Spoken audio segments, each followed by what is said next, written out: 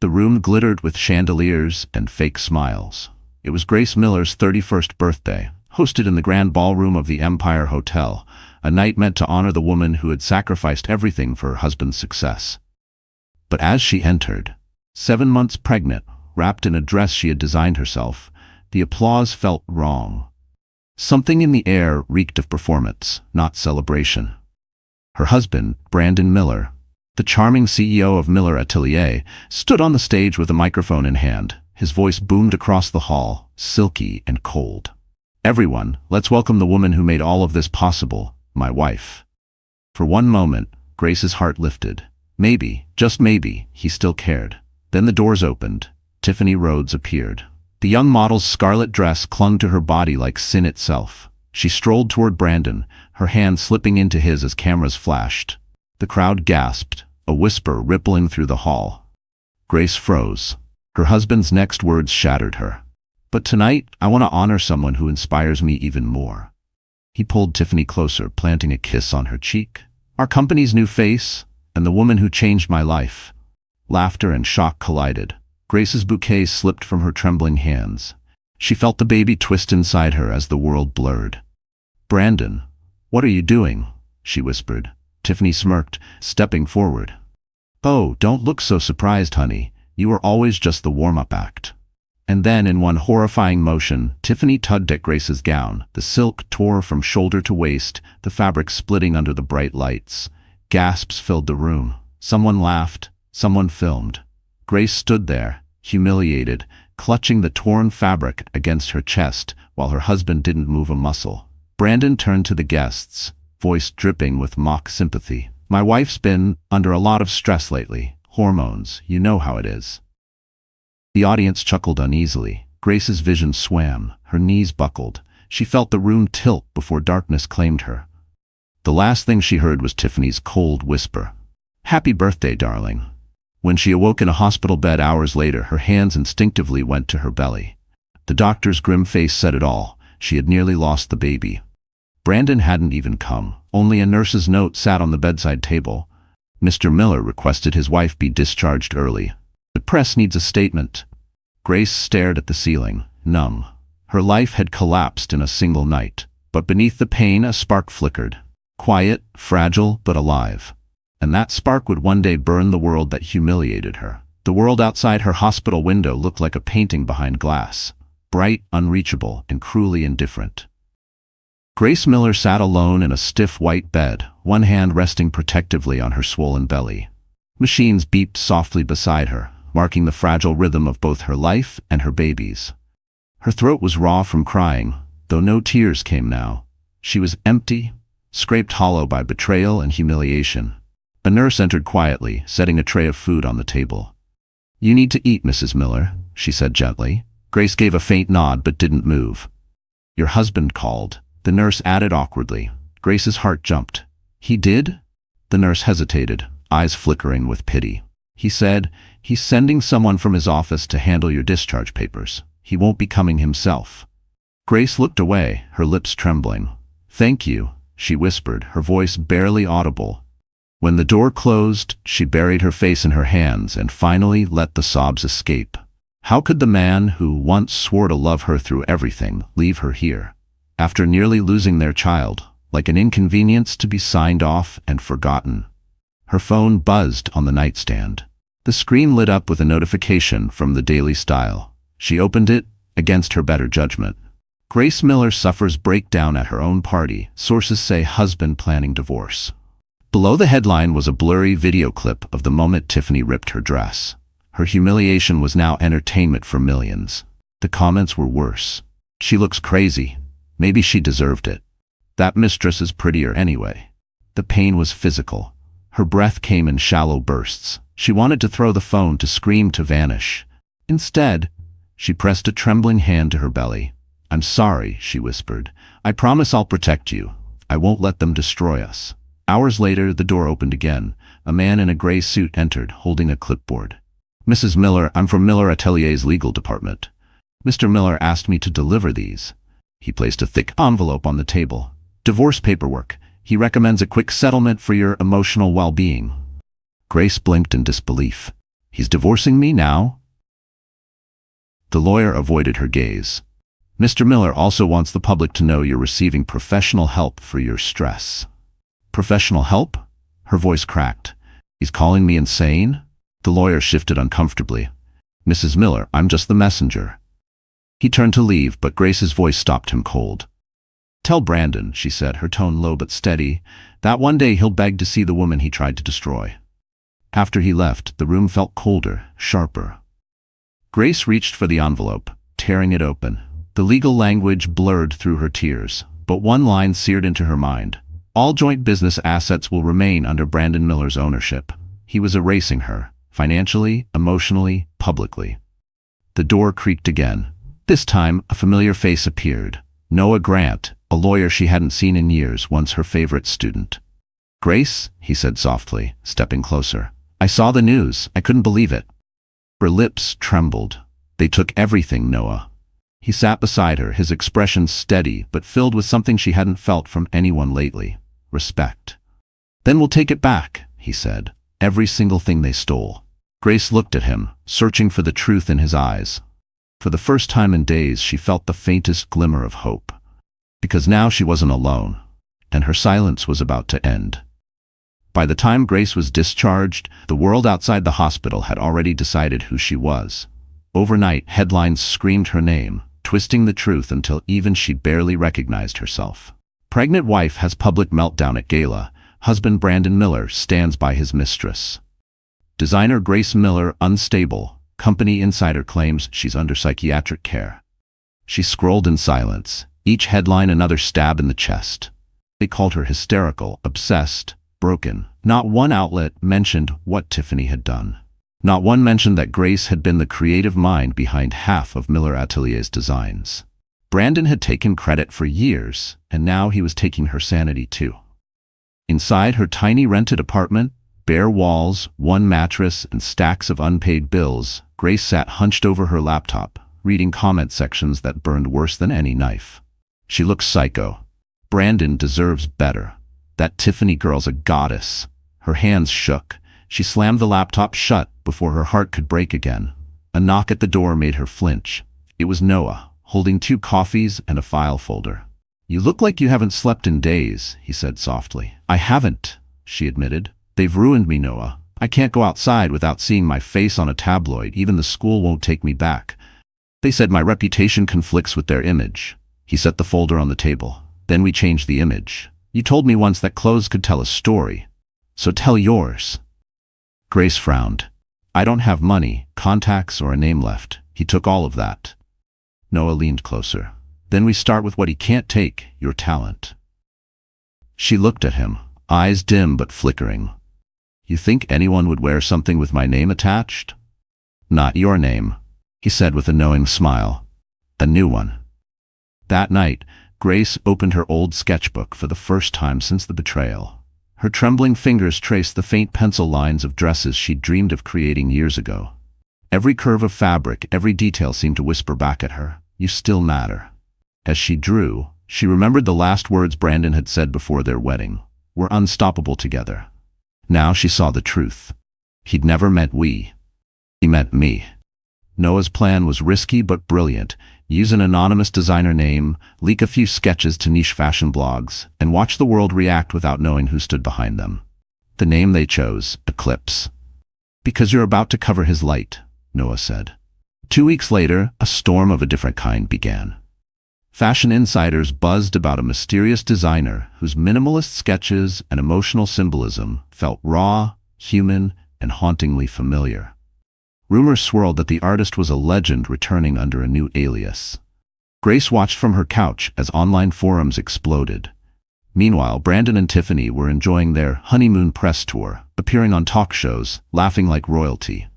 Tiffany wore the same smug grin that had haunted Grace's nightmares. But beneath the smiles, cracks had begun to form. Grace noticed something no one else did. Tiffany was wearing one of her old, unreleased designs. Her design. Brandon must have stolen her digital portfolio before firing her. Grace's lips curved into a slow, icy smile. You wanted to take everything from me, she whispered to the glowing TV. Then I'll take it all back, starting with your empire. She opened a new sketchbook, the page clean and waiting. Pencil met paper. Every stroke carried vengeance, purpose, and rebirth. Outside, thunder rumbled over Manhattan. The storm that ruined Grace Miller was about to become the storm that saved her. The first time Grace saw her designs under the name Eclipse trending online, she didn't believe it. The sketches Noah had quietly leaked to 3 underground fashion blogs were now everywhere, from Instagram reels to glossy magazine teasers. The anonymity made it electric. Nobody knew who was behind the haunting, ethereal lines of the collection. People called it a silent rebellion wrapped in silk. Grace scrolled through the comments, heart pounding. Whoever Eclipse is, they understand pain. These designs feel like heartbreak and power stitched together. For the first time in months, she smiled. She wasn't invisible anymore. Across town, in the glass tower of Miller Atelier, Brandon Miller paced his office, furious. His assistant had just shown him an article from Vogue Runway comparing his upcoming collection to Eclipse's leaked sketches. They're saying this anonymous designer captures emotion better than we do. Brandon snapped. I want to know who's behind it. Tiffany Rhodes lounged on his leather couch, sipping champagne. Relax, baby, she purred. Trends come and go. No one threatens us. Brandon's jaw tightened. That's what you said about my ex-wife when you leaked those party photos. And now look, people are calling me a narcissist. Tiffany's smile faltered. You're still the face of the brand, they'll forget. But he wasn't so sure. For the first time, Brandon felt the weight of something closing in. Meanwhile, Grace worked in Noah's small studio, the walls plastered with sketches, fabric swatches, and deadlines. Her belly was rounder now, 8 months pregnant, but her focus was razor sharp. Every thread she sewed into the gowns felt like reclaiming a piece of her soul. Noah watched her in quiet admiration. You've changed, he said one night, handing her a glass of warm milk. Grace smiled faintly. I stopped waiting to be saved. That changes everything. He hesitated. You know the next step, right? The showcase. If we do this, the world will know who you are again. Brandon will know. Grace looked at the dress draped on the mannequin, black silk fading to white lace, like night surrendering to dawn. Then let him see, she said. It's time he remembers what he destroyed. When Eclipse officially announced its debut at New York Fashion Week, the industry went wild. Every magazine speculated about the mystery designer. Grace, still hiding behind the alias, gave one statement through Noah's firm. Pain can either break you or rebuild you. I chose the second. The line went viral overnight. At the same time, Tiffany began to unravel. She'd started receiving anonymous messages, photos of her wearing stolen designs, screenshots of payments she'd secretly made from company accounts. Someone was leaking her secrets. Paranoia clawed at her mind. Brandon, someone's blackmailing me, she cried one night. He brushed her off. Handle it. You wanted power. This is what it looks like. But the truth was, Brandon's own empire was cracking. Investors were questioning his finances. Whispers of mismanagement circulated. He needed a distraction, and Tiffany's growing hysteria wasn't helping. Then came the twist. A high-end fashion journalist contacted Brandon for a feature on Eclipse. When she mentioned a strong emotional female perspective, Brandon froze. The sketches looked hauntingly familiar. He had seen that style before, in Grace's old notebooks. No, he thought, it couldn't be. She was finished. But deep inside, a chill settled in his chest. On the night before the Eclipse show, Grace stood by the window of her small apartment, watching the city lights shimmer. Her hand rested on her belly. We're almost there, baby, she whispered. Tomorrow they'll see me again, but not as the woman they broke. Thunder rolled across the skyline as if echoing her words, because tomorrow the ghost of Grace Miller would rise, and the world would remember her name. The night of the Eclipse debut arrived like a storm cloaked in starlight. Manhattan buzzed with whispers. Who was this mysterious designer who had captivated the fashion world without ever showing her face? Paparazzi lined the velvet entrance of the Metropolitan Pavilion, flashes exploding like fireworks. Celebrities, editors, and influencers crowded the space, desperate to witness what Vogue had already called the most anticipated collection of the decade. Backstage, Grace stood before a mirror, her reflection both familiar and foreign. The black silk dress she wore hugged her growing belly, 8 months pregnant, radiant yet fragile. Her hands trembled slightly as she adjusted a strand of hair behind her ear. Noah appeared behind her, calm but alert. "You don't have to go out there," he said softly. Grace met his eyes in the mirror. "Yes, I do. They stripped me of everything. My name, my dignity, my voice. Tonight, I take it back." He hesitated, then nodded. "Then let's make history." The lights dimmed. Music began, soft piano chords that built into something raw and powerful. One by one, the models walked the runway wearing designs that silenced the room, flowing fabrics that blended shadow and light, textures that seemed to breathe emotion. The final gown, a stunning white creation streaked with black threads, was titled The Torn Dress. It mirrored the one Tiffany had ripped open that night, but now the tier was stitched with silver, transforming humiliation into art. The crowd erupted in gasps. Cameras clicked furiously, and then the voice of the host echoed through the hall. "Ladies and gentlemen, the mind behind Eclipse." Grace stepped into the light. The room froze. Gasps rippled through the audience as recognition spread like wildfire. It's her? The wife? Grace Miller.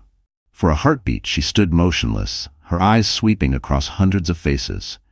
The same industry that had mocked her now stared in stunned silence. The spotlight burned hot, but this time she didn't flinch. She smiled.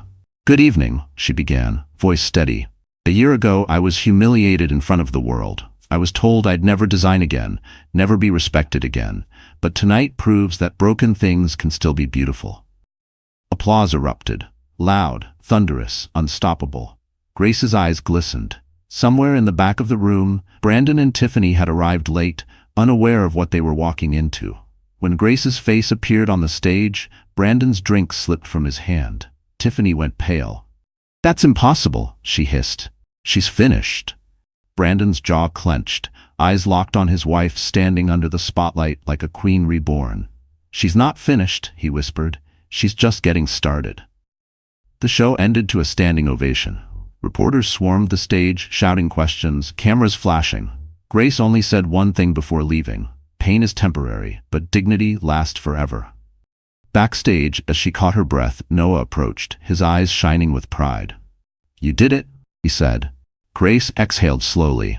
"No," she corrected gently. Across the room, a journalist's phone buzzed with breaking news. Photos of Tiffany leaving the event in tears, Brandon yelling at her in the parking lot. The internet was already feasting on the irony. Grace glanced toward the chaos from afar, her lips curving into a faint, knowing smile. "Let them fight," she murmured. "They'll destroy each other faster than I ever could." The city lights shimmered beyond the glass walls, reflecting off her calm, determined eyes. Tonight, Grace Miller was no longer the woman in the torn dress. She was the storm-wearing silk, and the world was finally listening. By dawn, the world had already chosen its new queen. Grace Miller's face was everywhere, on fashion blogs, morning shows, even billboard screens in Times Square. The woman once mocked as unstable had risen like a phoenix, and people couldn't get enough. Eclipse designer revealed to be betrayed wife of Brandon Miller, one headline screamed. From torn dress to triumph, read another. Grace woke to the sound of her phone buzzing nonstop. Noah had been fielding calls all morning. "You've been invited to Paris, Milan, even Tokyo," he said, scrolling through his tablet. "Everyone wants you. You're the story of the year." Grace smiled faintly, exhaustion written across her face. "Stories fade, Noah. I'm not done writing mine yet." While Grace's star blazed brighter, Brandon Miller's empire began to crumble. At the Miller Atelier headquarters, panic reigned. Sponsors were pulling out, investors were demanding answers, and social media was merciless. Every post about Eclipse came with comments dragging Brandon for his cruelty. Tiffany tried to keep up appearances.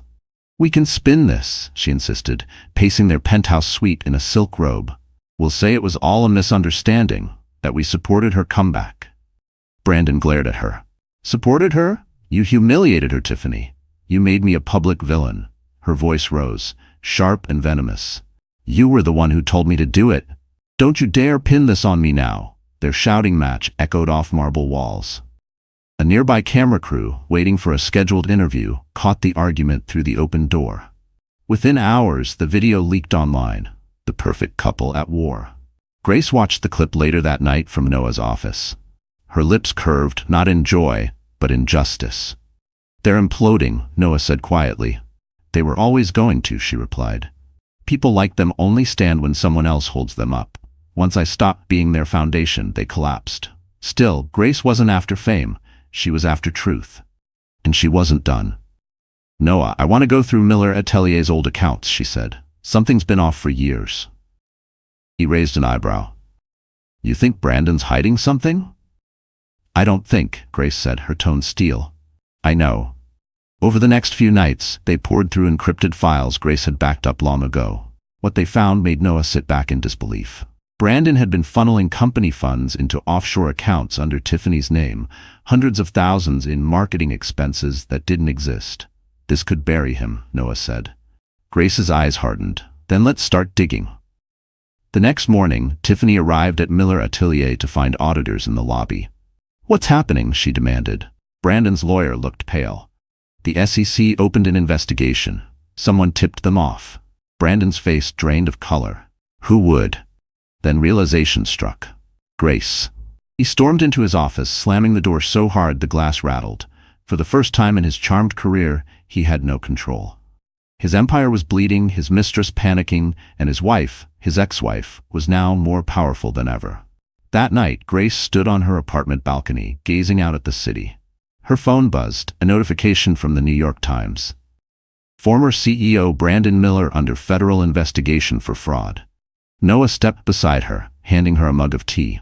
"You know this will destroy him," he said softly. Grace's expression didn't waver. "He destroyed me first." The wind rustled her hair, cool and clean. Somewhere far below, New York pulsed with noise. But up here, there was silence. The kind of silence that comes right before the thunder hits. Tiffany Rhodes had always known how to survive. She had clawed her way up from a small-town beauty pageant girl to a Manhattan headline. But this time, survival seemed impossible. When the news of the federal investigation broke, she sat frozen in her penthouse, staring at the television as the anchors dissected every detail. Brandon Miller, CEO of Miller Atelier, accused of corporate fraud. Sources claim his mistress may have been involved. Her wine glass slipped from her trembling hand, shattering on the marble floor. The phone rang seconds later. "Brandon." "Tiffany, don't talk to anyone," his voice barked through the receiver. "Delete everything. Emails, messages, transfers. Do you hear me?" She swallowed hard. "Brandon, they're saying my name." "Why me? You said the accounts were clean." "They were supposed to be. You were supposed to handle the payments quietly." "I did. Exactly how you told me," she snapped, voice breaking. "You made me the scapegoat." There was a long silence. When Brandon spoke again, his tone was colder. "You wanted to play with the big leagues, Tiffany. This is what it looks like. Handle it, or we're both going down." He hung up. She stared at the phone, her pulse racing. In that moment, Tiffany realized Brandon would throw her to the wolves if it meant saving himself. And suddenly she remembered every whispered conversation, every transfer, every lie he'd told her to protect his name. By noon, reporters camped outside her building. She couldn't step out without microphones shoved in her face. The glamorous life she'd built through deceit was collapsing. Her agent dropped her. Sponsors withdrew. The phone calls that once offered modeling contracts now carried threats of lawsuits. She hadn't slept in 2 days when the knock came. 2 men in dark suits, federal investigators. "Miss Rhodes, we'd like to ask you a few questions about Miller Atelier's financial activity." Her throat went dry. "Do I need a lawyer?" One of the agents met her eyes. "If you cooperate, this could go easier for you." That night, Tiffany made a choice: self-preservation over loyalty. She called the hotline and offered everything she had: emails, photos, voice recordings of Brandon instructing her to fake expenses and sign documents. Her voice shook, but her resolve hardened. "I'll give you proof," she said, "but I want immunity." Meanwhile, Grace sat across from Noah in their small office, the glow of computer screens illuminating the room. "If Tiffany turns, it's over for Brandon," Noah said. Grace leaned back, her hand resting on her belly. "Good. Let him feel what helplessness tastes like." Still, there was a flicker of unease. "She's dangerous, Noah. Desperate people do desperate things." "You think she'll come after you?" Grace's eyes darkened. "I think she'll try to blame me." And Grace was right. The next morning, Tiffany appeared on live television, pretending to cry. "Brandon manipulated me, and his wife knew everything," she told the interviewer. "Grace Miller helped hide the money before she left. The accusation hit like a grenade. Social media exploded again. Grace knew trended within hours. But Grace didn't flinch. She had been preparing for this. Noah smirked as he held up a flash drive. She shouldn't have gone live before checking her Wi-Fi security. We recorded her entire call with Brandon, every word. Grace exhaled slowly. Then let's make sure the world hears it. That night, Noah leaked the full audio. Brandon ordering Tiffany to forge documents, threatening her if she refused. The internet turned instantly. Hashtags flipped, #Grace knew became Grace wins. Tiffany's crocodile tears evaporated under the light of truth. Her modeling career was dead. Brandon's empire was ashes. Grace turned off her phone and looked out the window at the quiet city below. "Two snakes," she whispered, and they finally bit each other. But she wasn't celebrating yet, because every storm has one last strike of lightning before it's done.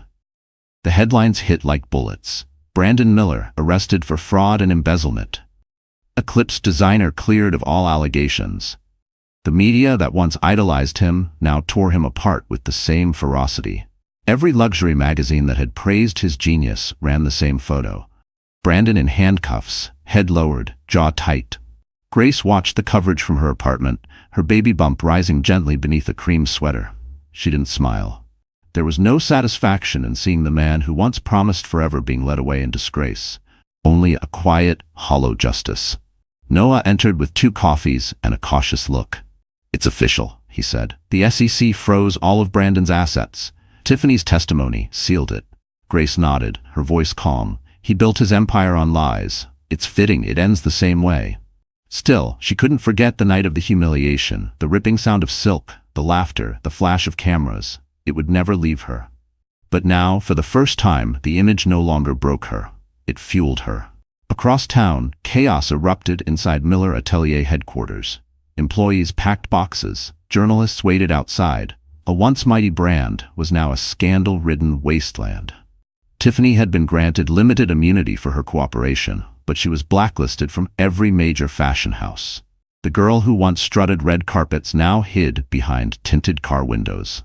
Inside a cold interrogation room, Brandon faced his reckoning. "You think I'm the only one?" he growled to the federal agent. "Everyone cheats the system. I just got caught." The agent slid a folder across the table. "Your wife didn't. That's why she's free, and you're not." For the first time, Brandon looked shaken. "Grace, she planned this," he muttered. "All of it." The agent smirked. "Maybe she just got tired of being your victim." When Grace's public statement went live that evening, it became an instant viral sensation. She stood before a wall of her new designs, strong, clean lines with threads of silver that caught the light. Her voice, steady and poised, carried across millions of screens. "I don't celebrate anyone's destruction," she said, "but I do believe in accountability. Every stitch in my work represents something broken that found its way back together. We all deserve that chance to rebuild, to rise." The video racked up over 20 million views in 24 hours. Fashion critics hailed her not just as a designer, but as a symbol of resilience. Meanwhile, Tiffany spiraled deeper. Her credit cards declined. Paparazzi mocked her when she stumbled drunk out of a cheap hotel. Her followers vanished. And Brandon, once the golden boy of couture, was being processed into Rikers Island under federal custody. Grace should have felt peace, but she didn't. Late at night, she'd wake from dreams where the ballroom lights still blinded her, where laughter still echoed. She'd sit up, hand on her belly, whispering softly, "It's over. You're safe now." One afternoon, as she met with Noah in his office, he placed a sealed envelope on the table. "From Brandon," he said. "Came through his lawyer. He wants you to read it." Grace hesitated, then opened it. The handwriting was messy, rushed. "I never thought you'd be the one to destroy me. You were supposed to love me. But you won. Congratulations. No apology, no remorse, just bitterness from a man who couldn't accept defeat." Grace folded the letter slowly. "He still doesn't understand," she murmured. "What?" Noah asked. She looked up, eyes clear and cold. "That I didn't destroy him. He destroyed himself." As she walked out into the sunlight, cameras flashed again, but this time they weren't her enemies. They were witnesses to her rebirth. The king had fallen, but the queen, she was just getting started. The morning sun spilled across the skyline of Manhattan, soft gold brushing over glass towers. Down below, a new banner fluttered above a sleek black building. Eclipse House, creative headquarters of Grace Miller. The sign shimmered like quiet revenge, understated yet impossible to ignore. Inside, Grace walked through the marble lobby, her heels clicking with purpose. Every head turned as she passed, the once disgraced wife, now the most powerful designer in New York. Assistants carried sketchboards, photographers trailed behind, and a feature crew from Vogue prepared for a live interview. Yet Grace's face remained calm, even serene. She had built this new world from ashes. Every stitch, every line, every design carried the ghost of her past, but none of its chains. Noah entered the lobby, crisp in a gray suit, his eyes lighting up at the sight of her. "Ready for your next chapter?" he asked. Grace smiled. "I'm already living it." The Vogue journalist, a sharp woman named Celeste, led her to the studio where lights bathed everything in warm gold. Cameras rolled. "Grace," Celeste began, "a year ago you were a scandal. Now you're the face of rebirth. What's your secret?" Grace tilted her head thoughtfully. "I stopped chasing approval," she said. "I started designing for truth, not applause. People feel that." Celeste leaned forward. "Do you ever think about Brandon Miller?" For a moment, the room stilled. Grace didn't flinch. "I wish him clarity," she said. "That's more valuable than freedom." The clip aired later that night, instantly going viral. Viewers flooded the comments. "She's elegance personified. She didn't just survive, she evolved. Queen energy." Meanwhile, Noah reviewed the latest financial reports. Eclipse had surpassed every major luxury brand in pre-orders. Grace's story wasn't just fashion, it was redemption. But fame brought new vultures circling. An email arrived from a global investment firm offering to buy 60% of Eclipse for a staggering sum. Noah showed her the proposal. "You'd be one of the wealthiest designers alive." Grace scanned the papers and quietly pushed them back. "They don't want the brand. They want to control the woman behind it." "I've played that game before." She walked to the window, gazing at the city that had once chewed her up. "This time, I'm no one's asset." Still, not all battles were over. That week, a gossip outlet leaked photos of Tiffany working as a store clerk in a second-hand boutique. The internet tore her apart. From model to cashier, the headline mocked. Grace stared at the images, conflicted. She didn't feel joy, only closure.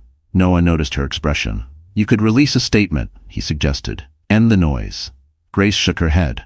"Let the silence speak. It's louder than revenge." Days later, she stood before her team at Eclipse's first major investors gala, a dazzling event where every major publication gathered.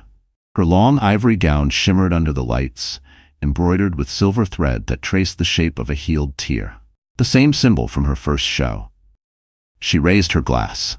"A year ago, I was humiliated in front of this industry. Tonight, I stand here because pain became my teacher, not my master." The audience rose in applause. Cameras flashed. Grace smiled. Not the smile of a woman proving something, but of someone who finally felt whole. After the event, she stepped outside onto the terrace. The city stretched endlessly below, glittering like 1,000 broken pieces mended into beauty. Noah joined her quietly. "You built an empire from nothing," he said. Grace looked at the skyline, her voice soft but fierce. "Not from nothing," she corrected. "From everything they tried to destroy." The wind lifted her hair as she turned toward the night, the empire she'd forged gleaming behind her. Grace Miller wasn't a survivor anymore. She was the storm, and the world now moved to her rhythm. It had been 6 months since Brandon Miller's fall from grace, and yet his shadow still lingered like a stubborn stain. Eclipse was thriving. Grace's baby girl had been born, Hope with her mother's soft eyes, and for the first time in years, the world felt safe again. But peace, Grace was learning, never lasted forever. The letter arrived on a quiet Sunday morning. The envelope was plain, the handwriting shaky but unmistakable. Brandon Miller, Rikers Correctional Facility. Grace froze, staring at it as sunlight poured through the kitchen window. Her hands trembled. She thought she'd buried that name for good. Noah entered, holding baby Hope. "What's that?" he asked gently. "Ghost mail," she whispered. "From him." He frowned. "You don't have to read it." Grace hesitated, then slid a finger beneath the seal. The letter was short, only 1 page, but each word felt like a blade.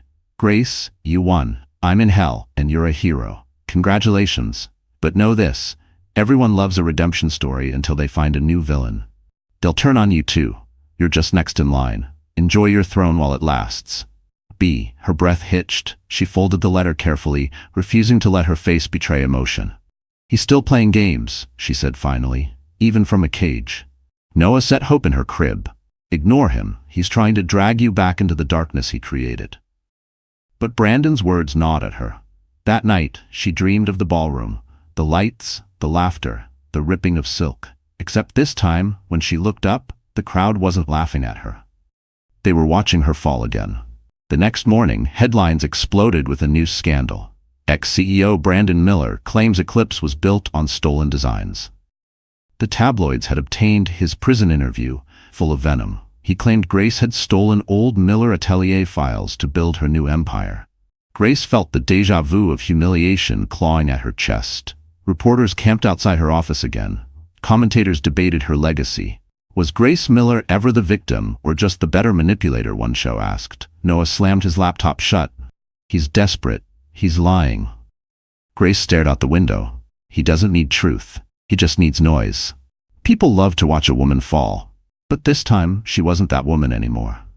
Noah, she said, her voice sharp with resolve. We're not fighting this with silence. Within hours, Eclipse issued an official statement. Clear, factual, devastating. Grace revealed time-stamped design files, dating back years before her marriage. She also released something else, video footage from a private security camera in her old studio, showing Brandon sneaking in late at night to photograph her sketches. The internet turned in seconds. Grace did it first, flooded social media. Influencers reposted her designs side by side with Miller Atelier's old ones. The resemblance was undeniable, but the ownership was clear. Grace had always been the artist. Brandon had just stolen her genius. Meanwhile, behind prison walls, Brandon watched the news from a flickering TV screen. The other inmates jeered. Your wife just destroyed you again, man, one laughed. Brandon's face twisted in rage. He hurled the remote against the wall, shouting, she doesn't win forever.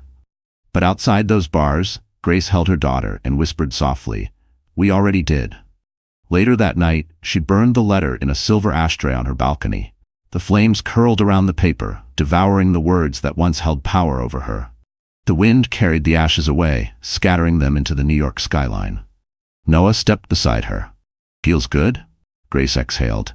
It feels final.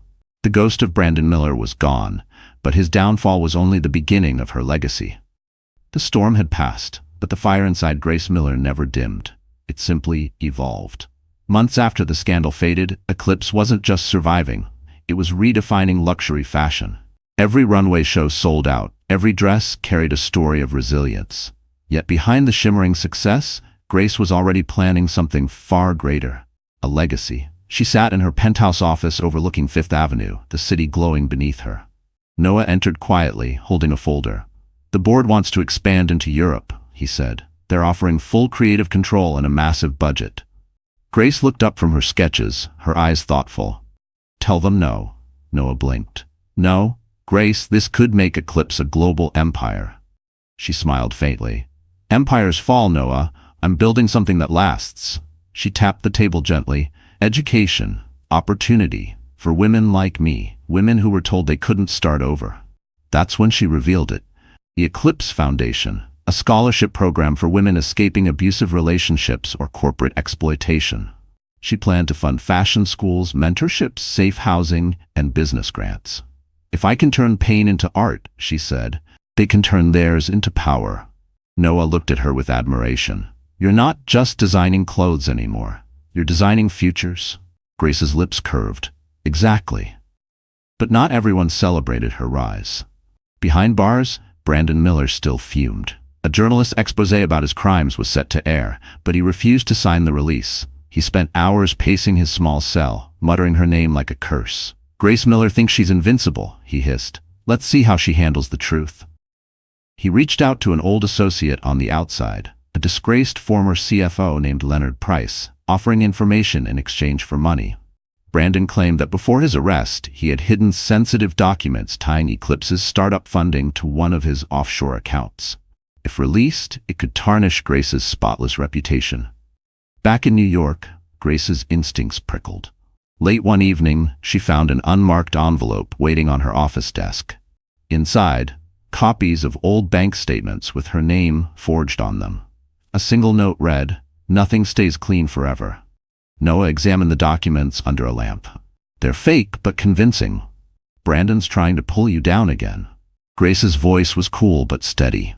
"Then let's finish this once and for all." She called in her legal team and financial forensics experts. Within days, they traced the forgery directly to Leonard Price and through him to Brandon's prison account. Grace didn't go public immediately. Instead, she chose something smarter. At her next press conference, Grace unveiled the Airline Project, a collaboration between Eclipse and federal investigators to promote transparency in fashion financing. Every donation, every sale, every transaction would be recorded publicly. "In an industry built on illusion," she said, "truth will be our most expensive fabric." The timing was perfect. The same morning her announcement went live, federal agents raided Leonard Price's office, uncovering the fake records and exposing Brandon's involvement. Reporters had a field day. Brandon Miller faces new charges. Ex-wife outsmarts him again. When Noah showed her the headline, Grace only shook her head. "He'll never stop until he has nothing left to lose," she said quietly. Noah smiled. "He's already there." That night, Grace returned home and stood over her sleeping daughter. Hope's tiny hand curled around her finger. Soft and trusting, Grace whispered, "You'll never know what it's like to be powerless. That ends with me." As the city lights shimmered beyond the window, Grace felt it deep in her soul. The world no longer owed her justice. She was justice. And now, her legacy wasn't revenge, it was revolution. The city was drenched in the golden haze of late afternoon when the world learned that Brandon Miller's time was finally over. The headlines flashed across every major network. Former CEO faces additional sentencing. Attempted fraud from prison exposed. The evidence Grace had quietly gathered through the Airline Project left no room for doubt. He had tried to forge financial ties to her company, hoping to destroy her credibility. Instead, he'd signed his own ruin. Grace sat in her office, the skyline gleaming behind her like a silent witness. She wasn't celebrating. Her expression was calm, almost solemn. Noah entered, carrying a folder. "It's done," he said. "Brandon's new trial starts next week. They're adding 10 years to his sentence." Grace exhaled slowly. "Then maybe he'll finally stop chasing ghosts." Noah tilted his head. "You mean you?" She gave a small, humorless smile. "He's not chasing me. He's chasing the man he pretended to be, the one the world loved before it saw who he really was." But closure rarely comes clean. The night before the hearing, Grace received another message, this time from a prison counselor. "He requested to see you," the woman said over the phone. "He says it's important." Noah immediately objected. "Absolutely not. You owe him nothing." Grace hesitated. "Maybe not, but I owe myself peace." The next morning she entered Rikers under the watchful eyes of guards. The air smelled of metal and bleach. When she stepped into the visitation room, Brandon was already waiting. Thinner, grayer, eyes hollow but burning with something dangerous. "Well," he said, his voice hoarse, "look who built her castle." Grace sat down across from him, composed as ever. "I didn't build a castle, Brandon. I built a foundation. You just never had one." He smirked, leaning forward. "You think they love you now? Fame's a cycle, sweetheart. They'll chew you up next." Grace folded her hands. "Then I'll feed them truth, something you never could." For a long moment, he stared at her in silence. Then his mask cracked. "You ruined me, Grace." She met his eyes, her tone soft but lethal. "No, Brandon, you ruined yourself, and I stopped pretending that was my fault." When the guards led him away, Brandon turned one last time, his voice low. "You'll remember me when it's quiet." Grace stood, her posture tall and unwavering, only as a warning. Outside the prison gates, cameras waited. She ignored their questions, walked straight to her car, and exhaled as the door closed. Noah was waiting back at headquarters, watching her enter with that quiet steadiness he always carried. "How was it?" he asked. She took off her coat, her voice even. "He wanted to remind me of who I used to be. Instead, he reminded me of who I'll never be again." That evening, as Eclipse held its spring gala, Grace took the stage in a gown of crimson silk, the color of rebirth and power. "Tonight," she told the audience, "we celebrate the art of rebuilding. Not revenge, not fame, resilience." Applause thundered. Somewhere in the crowd, reporters whispered about the irony, how the woman once destroyed by a man's cruelty had turned his downfall into her masterpiece. Later, as Grace and Noah stepped onto the balcony overlooking the glowing city, he said quietly, "It's over, Grace." She looked at the skyline where the wind danced through the lights. "No, Noah. It's just justice finally catching up." For the first time in years, she felt weightless. Brandon's voice, his manipulation, his ghost, it was all gone. The storm that once broke her had become her legacy's fuel, and Grace Miller was finally free. The week after Brandon's sentencing, Grace Miller's name dominated every media outlet in the world. Not as the betrayed wife, not as the fallen designer, but as the woman who rewrote survival. Major headlines captured her transformation. Grace Miller, from scandal to symbol of strength, the designer who turned her pain into power. The public, once divided between pity and gossip, now united in admiration. Eclipse's sales soared beyond imagination, but Grace hardly looked at the numbers. Money had never been the goal, it was meaning. Inside the shimmering hall of the Metropolitan Museum of Art, the Women of Vision Gala unfolded. The room was a constellation of cameras, sequins, and whispered awe. Grace stood at the center in a gown of deep sapphire silk, her hair swept back, her posture regal. Tonight, she would receive the Lifetime Visionary Award, the youngest recipient in the gala's history. As the announcer's voice filled the hall, Grace glanced at Noah, who stood nearby in a dark suit, pride gleaming in his eyes. He mouthed, "You earned this." When her name was called, applause erupted like thunder. Grace stepped onto the stage, and for a heartbeat, she froze. Not from fear, but from realization. A year ago, she had stood on a stage in shame. Now, she stood in triumph. She began softly, her voice carrying through the glittering hall. "There was a time I thought my story ended the night my dress was torn. I believed pain defined me, but I learned that pain doesn't define, it refines." The audience leaned in. Grace continued, each word deliberate, powerful. "This isn't just my story. It's every woman's story who was ever told she was too emotional, too fragile, too broken. We're not broken, we're becoming." Tears glimmered in the crowd. Editors, models, and CEOs, all the people who once whispered behind her back, rose to their feet. Cameras flashed, recording history. Backstage, a producer whispered, "That speech will be quoted for years." Noah approached, a soft smile playing at his lips. "You didn't just win tonight, you changed the narrative." Grace exhaled slowly. "I didn't change it, I reclaimed it." Across the city, TV screens glowed with her image. Even in prison, Brandon couldn't escape her. The gala streamed live, and as her face appeared on the flickering screen in the common room, the other inmates laughed. "That's your ex, huh?" one said mockingly. Brandon turned away, eyes burning with humiliation.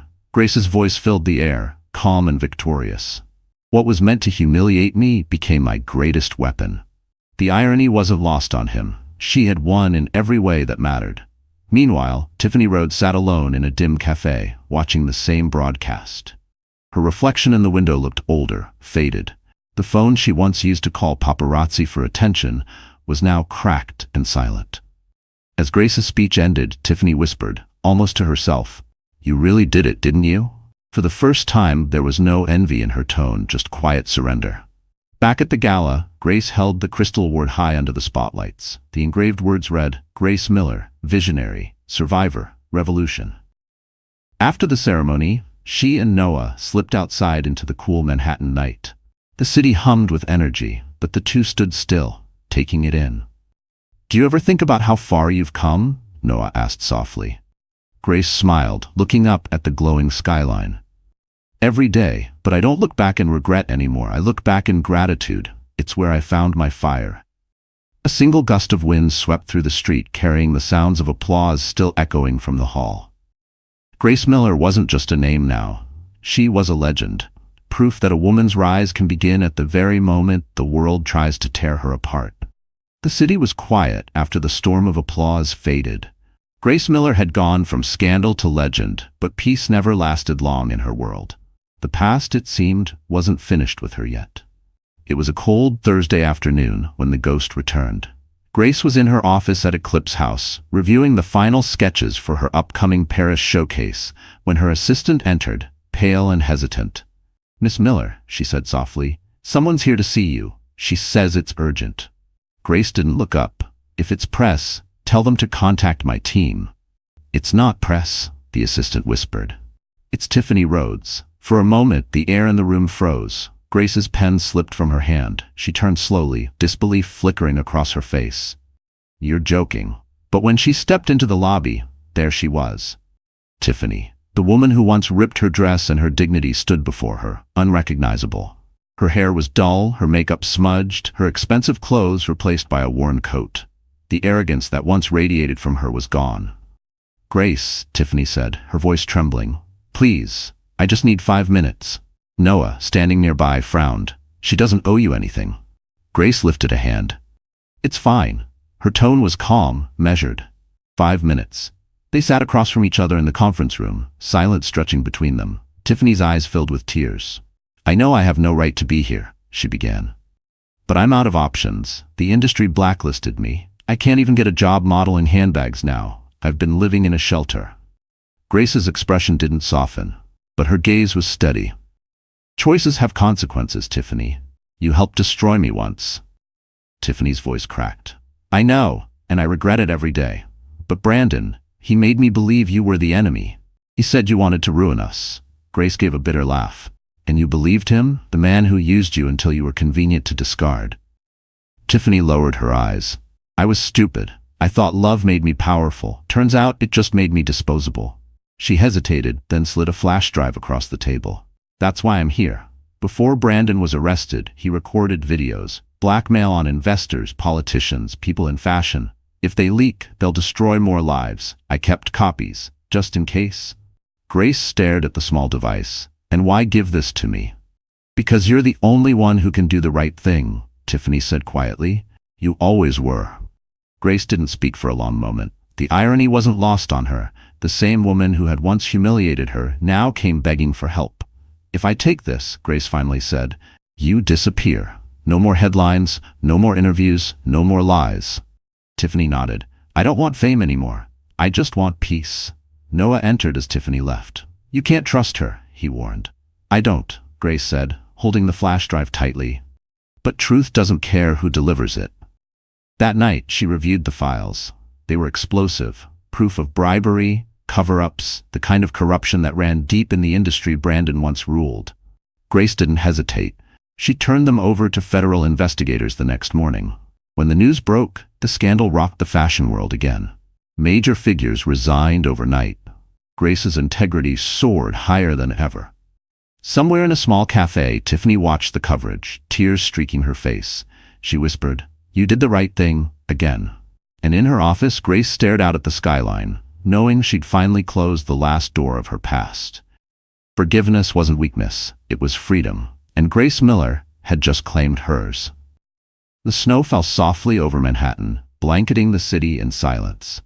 Inside her townhouse overlooking Central Park, Grace Miller sat by the window, her baby daughter asleep in her arms. Hope was nearly a year old now. Chubby cheeks, bright eyes, and a laugh that could melt even the coldest winter morning. For Grace, every giggle was a reminder that beauty could still be born from pain. She rocked gently, humming a lullaby her mother once sang. Across the room, sketches of her upcoming Eclipse collection covered the walls. This one called The Promise Line, inspired by rebirth and motherhood. Each piece was designed to tell a story of resilience through gentleness, not anger.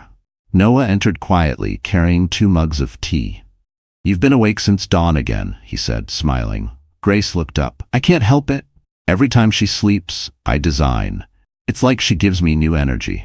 He sat across from her, watching the baby breathe peacefully. "You know, she looks just like you when you're determined. Same furrowed brow." Grace laughed softly. "Poor thing." But beneath the warmth, something deeper stirred. Grace had spent the last year fighting, building, surviving, but she hadn't allowed herself to simply live. And now, as she gazed at her daughter, she realized she owed Hope more than a name born from pain. She owed her a world where love wasn't a battlefield. Later that afternoon, Grace and Noah took Hope for a walk through Central Park. The snow crunched under their boots, and photographers in the distance snapped pictures. But this time, Grace didn't hide. The cameras no longer symbolized exposure. They represented acknowledgement. The world had seen her broken. Now it saw her whole. As they strolled, Noah spoke quietly. "You know, people keep asking if you'll ever write a book. Grace Miller, From Ruin to Revolution. It would sell out instantly." Grace smiled faintly. Maybe someday, but not yet. My story isn't finished. It's still unfolding. He nodded, but there was something tender in his eyes. Then let me be part of it. She turned to him, surprised. Noah. He held up a hand. Not an answer. Not tonight. Just think about it. You've built everything back except your heart. Her lips parted, but no words came. The wind carried a soft hush between them as snowflakes landed gently on Hope's blanket. Grace glanced down at her daughter's sleeping face and felt something she hadn't felt in years. Peace, unguarded and pure. That evening, as the city lights flickered through the window, Grace tucked Hope into her crib. She lingered for a moment, watching the baby's tiny chest rise and fall. Then she whispered, "You'll never have to be strong because someone broke you. You'll be strong because you were loved." Later, she stood on her balcony, the skyline glowing beneath her. In her hand was a letter she'd been asked to read at next week's Eclipse charity event.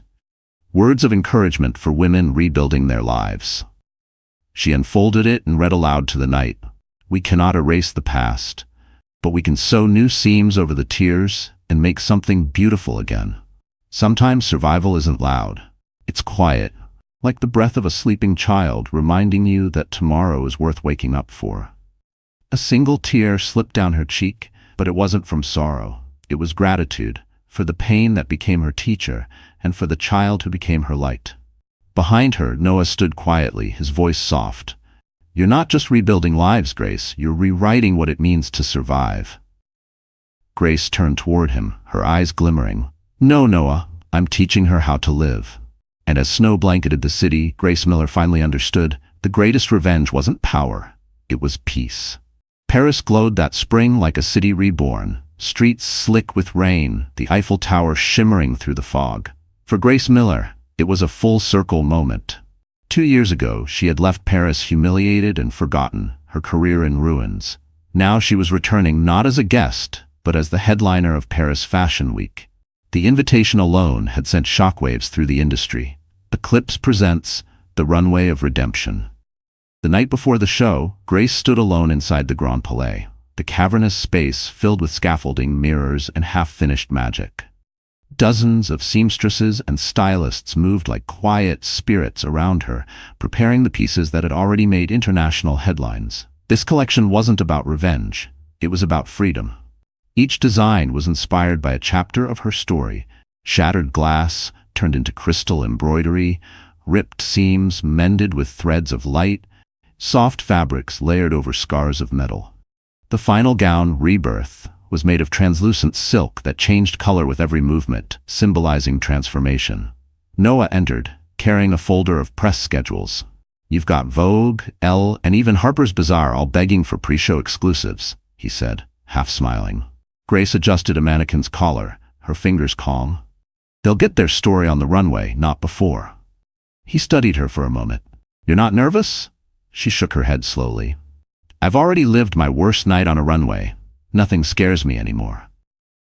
The next evening, the Grand Palais glittered under the soft gold of chandeliers. Rows of journalists, celebrities, and fashion icons filled the seats, whispering with anticipation. The air buzzed with curiosity. What would Grace Miller, the woman who had risen from ashes, reveal this time? As the lights dimmed, a hush fell. A single spotlight illuminated the stage, and the music began, a haunting violin that built into something powerful and fierce. Models stepped out one by one, their gowns whispering stories of pain, strength, and resurrection. The crowd was mesmerized. When the final model exited, the lights shifted to soft white, and Grace appeared from behind the curtain. She wore the Rebirth gown herself, its silk glowing like living fire. The room erupted in applause that shook the walls. Tears welled in her eyes, but she didn't hide them. "Mercy," she whispered into the microphone, her voice trembling yet strong. "When I lost everything, I thought my story ended. But sometimes the end is where truth begins." In the front row, fashion legend Mireille Dupont, who once refused to feature Grace's work after her scandal, rose first, clapping with tears in her eyes. One by one, the audience followed until the entire hall stood on its feet. Backstage, reporters crowded around her, shouting questions. "Grace, what does redemption mean to you?" one called out. She smiled faintly. "It's not about proving people wrong. It's about proving to yourself that you were never broken in the first place." After the show, she slipped out through a side exit, seeking a moment of quiet. Outside, Paris shimmered, the streets glistening from light rain. She stood beneath the Eiffel Tower, feeling the cool breeze brush her cheeks. Noah found her there, umbrella in hand. "You did it," he said softly. Grace turned to him, the lights of the tower reflected in her eyes. "No," she whispered. "We did it. Everyone who ever thought they were finished, we showed them what rebirth looks like." He stepped closer, brushing a raindrop from her hair. "So what's next for Grace Miller?" She looked toward the horizon, a slow smile spreading across her face. "Now, I start designing for the future." As the tower sparkled behind them, Grace knew that the girl who once stood trembling in a torn dress had vanished forever. In her place stood a woman who had turned pain into poetry, and Paris into her stage. Paris was behind them, but the echo of applause still lingered like perfume on the air. For weeks after her show, Grace Miller was everywhere. On magazine covers, in interviews, on talk shows. The world called her the woman who redefined survival. Yet when the lights dimmed and the cameras stopped flashing, Grace found herself facing something she hadn't expected. Silence. Not the silence of loneliness, but the kind that whispers, "What now?" One evening, back in New York, she stood in her apartment kitchen, barefoot, hair pulled up messily, spooning baby food into Hope's mouth. The baby laughed, pure and unfiltered. Grace smiled back, feeling a quiet contentment she hadn't felt in years. Then came a knock on the door. She opened to find Noah standing there, rain glistening on his coat. He looked both nervous and certain, holding a small bouquet of white lilies. "You forgot these at the studio," he said, voice soft. Grace laughed lightly. "You came all the way here for flowers?" He shrugged. "They were dying, thought I'd save them." Their eyes met, the air thick with unspoken history. For 2 years, Noah had stood beside her, never pushing, never asking for more than she could give. But tonight, something in his gaze had changed. They sat on the couch while Hope slept in her crib, the city lights painting golden patterns across the room. "You know," Noah said quietly, "I used to think love meant losing yourself for someone. But watching you, I realized it's about finding someone who lets you be more of who you already are." Grace looked down, her heart tightening. "I stopped believing in love a long time ago." "I know," he said, "but maybe love didn't stop believing in you." For a long moment, neither spoke. Outside, rain began tapping against the glass, gentle and rhythmic. Noah reached over, brushing a strand of hair from her face. She didn't pull away this time. "You've rebuilt everything, Grace," he whispered. "But even empires need warmth." Her eyes glistened. "And what if warmth becomes weakness?" He smiled softly. "Then it's the most beautiful weakness in the world." She wanted to protest, to retreat behind her fortress of strength, but her heart, stubborn and scarred, betrayed her. She leaned in slightly, her voice barely a whisper. "I'm still learning how to trust again." "Then let me help you learn," he murmured. The kiss that followed was not passionate or reckless. It was patient, hesitant, like two souls testing whether the air between them was safe. For Grace, it felt like breathing after years underwater.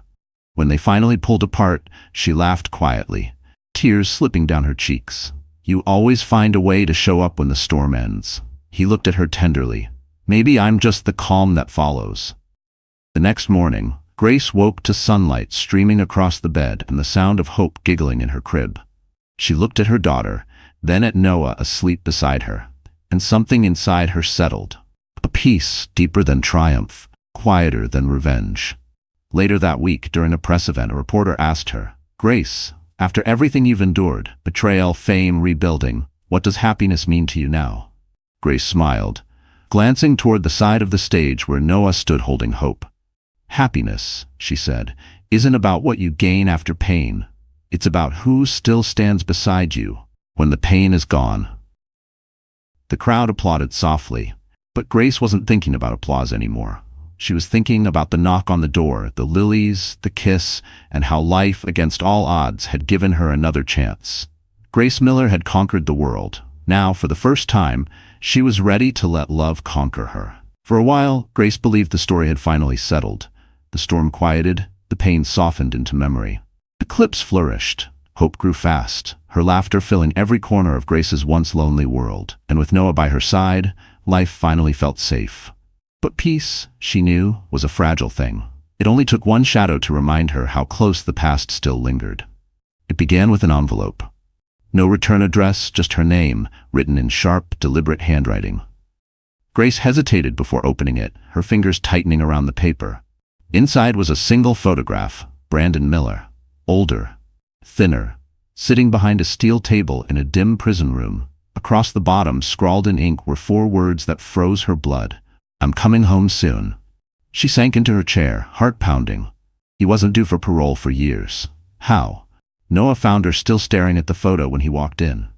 "What is it?" She handed it to him. His expression darkened instantly. "He's bluffing," Noah said firmly. "He's trying to get in your head again." Grace swallowed. "Or he's found a way out." That night, she couldn't sleep. The air outside her window was heavy, electric, as if the city itself was holding its breath. When she finally drifted off, she dreamed of the ballroom again, of silk ripping, of laughter echoing, of a hand tearing at her dress. Only this time when she turned, Brandon wasn't the one standing there. It was Hope, crying softly, surrounded by cameras. Grace woke up shaking. Days passed and the unease grew. Strange emails flooded Eclipse's inbox, anonymous tips, fake interviews, phishing attempts targeting her financial files. Noah hired cybersecurity experts, but the pattern felt too personal. "Someone's testing you," he warned, "trying to find a crack." Then came the call. It was from a prison counselor in upstate New York. Brandon had been transferred to a hospital after what officials called a psychological episode. He wasn't dying, but he wasn't stable either. Grace didn't know how to feel, fear, pity, or relief. Still that night, she sat on her balcony, the city lights flickering below. She whispered to the cold air, "Why can't you just stay gone?" A voice behind her broke the silence. "Because men like him never really leave." Noah stood in the doorway, watching her. "They haunt the people they couldn't control." She turned toward him, exhaustion in her eyes. "What if he finds a way out? What if he hurts someone again?" Noah stepped closer, his hand resting on her shoulder. "He already lost the only thing that ever gave him power, you. He can't touch you anymore." But even as he said it, the unease didn't fade. Grace had built her life on logic and control, yet something about the message, "I'm coming home soon," felt like a promise, not a threat. A week later, her fears deepened. A journalist from the New York Times contacted her, saying Brandon had sent them a manuscript, his memoir. In it, he painted himself as the true victim, the loving husband destroyed by an ambitious wife. The publisher wanted her response before they printed excerpts. Grace stared at the email, fury and dread mixing inside her. "He's rewriting history," she whispered. Noah's jaw tightened. "Then it's time you tell yours." Grace nodded slowly, resolve hardening. "No more silence. He can't twist the truth if I own it first." She called her publicist the next morning. "Set the date," she said. "We're doing the real story of Grace Miller, live." The storm was returning, but this time, Grace was ready to meet it head-on. Because before dawn, the darkest hour always belongs to those strong enough to face it. The studio lights burned hot against Grace Miller's skin, far brighter than any runway spotlight she'd ever stood under. Cameras lined the room, lenses focused solely on her.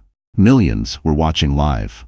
The network billed it as the real story of Grace Miller, her truth unfiltered. It wasn't a press stunt. It was a reckoning.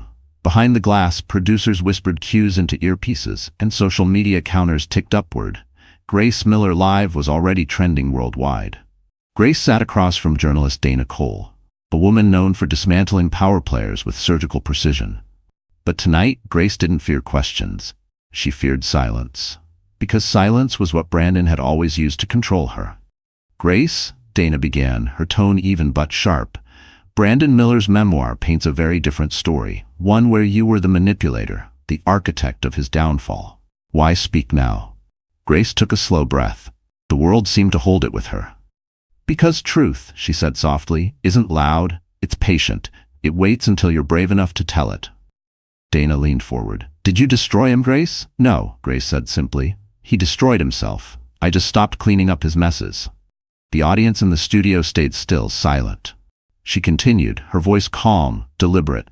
"For years I believed love meant sacrifice. I gave up my career, my independence, my voice. But when he humiliated me, when he tore my dress and my dignity, something inside me woke up. I realized silence protects the wrong people."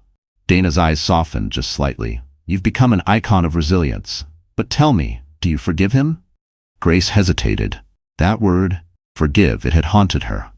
Forgiveness, she said finally, isn't saying what they did was okay. It's saying I'm done carrying it. He doesn't deserve my hatred anymore. Applause rippled quietly through the audience. Dana waited, sensing more. There are rumors, she said, that Brandon Miller's book contains unreleased photos and emails suggesting you knew about his financial crimes. How do you respond?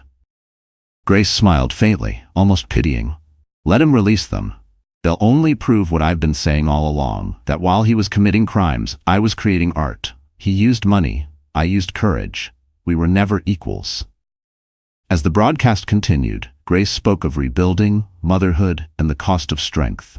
She told stories she'd never shared publicly, the anxiety, the sleepless nights, the moments she nearly gave up. She didn't cry, she didn't dramatize. She spoke plainly, and it hit harder than any performance could. By the end of the hour, the live chat flooded with messages. She's the real deal. Every woman needed to hear this. Grace Miller, thank you. But the real twist came after the broadcast ended. Dana received a message from her producer, a leaked statement from the Federal Bureau. Brandon Miller's so-called memoir wasn't his work at all. It was ghostwritten by a tabloid journalist, funded by a disgraced investor trying to profit off the controversy. Within minutes, the truth spread across every major platform. Grace hadn't just reclaimed her story. She had exposed the final lie. That night, back at her townhouse, she tucked Hope into bed and sat by the window, watching the moonlight ripple over the city. Noah joined her quietly. It's over, he said.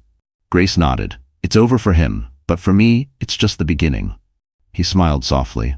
You know the world sees you as unstoppable now. She turned to him, eyes steady. I'm not unstoppable. I'm just unafraid. Outside, New York pulsed with life.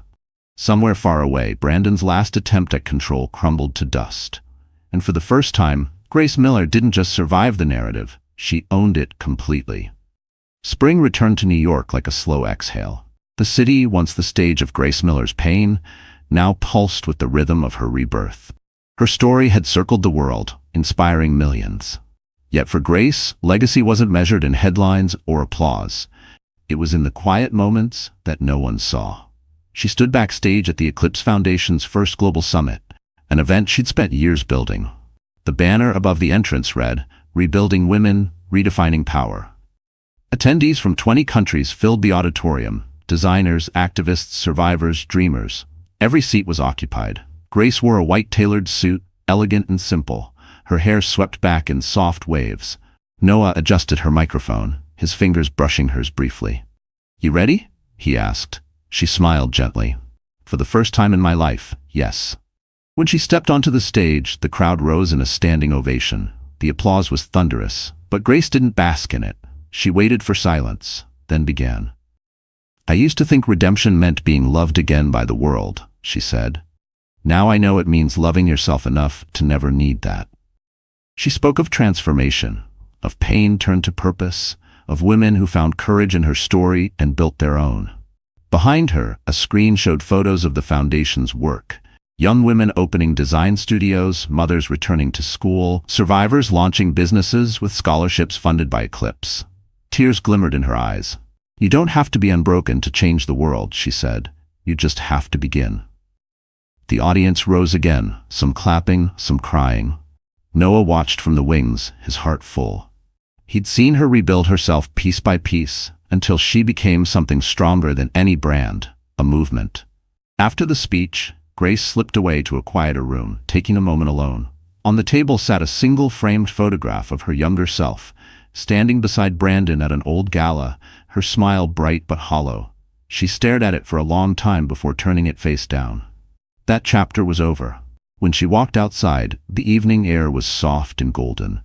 The city glowed under the last light of day. Noah found her leaning against the railing, looking at the skyline that had once witnessed her fall. He handed her a small box. It's not diamonds, he said with a playful grin. She opened it to find a silver pendant shaped like a stitched heart. The inscription read, To rebuild is to reign. Grace laughed softly, tears threatening again.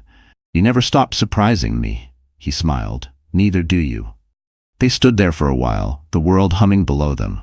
The wind carried faint echoes of laughter, the heartbeat of a city that had learned her name through scandal but kept it through admiration. Grace turned to Noah. "Do you ever wonder what would have happened if none of it had?" He shook his head. "Then you wouldn't be you, and the world would have lost its proof that light can grow from ashes." She looked at him for a long moment before whispering, "Then I guess it was all worth it." From the balcony, she could see a billboard across the street, a massive black and white portrait of her holding hope in her arms, with the words "Eclipse, where strength begins." The image wasn't about glamour or fame. It was about truth. Hope toddled out from inside, reaching for her mother's hand. Grace lifted her up, pressing a kiss to her forehead. "You see that, baby?" she murmured. "That's us. Proof that no one can take your light, not even the ones who try to tear it apart." As the sun dipped below the skyline, the city lights flickered to life, mirroring the stars above. Grace stood between them, between heaven and earth, past and future, pain and peace. And in that moment, she finally understood what her story had always been about. Not revenge, not survival, but the quiet, unshakable power of becoming whole again. So, that's how the story ends, my wonderful friends. You're still here, aren't you? If you've stayed until something in Grace's journey touched your heart, maybe because deep down, you faced your own kind of storm too. Grace's story isn't just about revenge or success. It's about healing. It's about learning, as the Stoics once said, that we suffer more in imagination than in reality. Life will break you, yes, but as Marcus Aurelius wrote, the obstacle is the way. Every wound is a lesson in disguise, every betrayal a bridge to strength. Grace didn't win because she fought harder. She won because she learned to let go, to forgive, to rebuild. And maybe that's the message for all of us. Peace isn't found in control. It's found in acceptance. If her story reminded you of your own resilience, do me one small favor. Hit that like button. Share this story with someone who needs hope tonight, and don't forget to subscribe to our channel. Because here, we don't just tell stories, we remind you that even in the darkest moments, you still hold the power to rise again.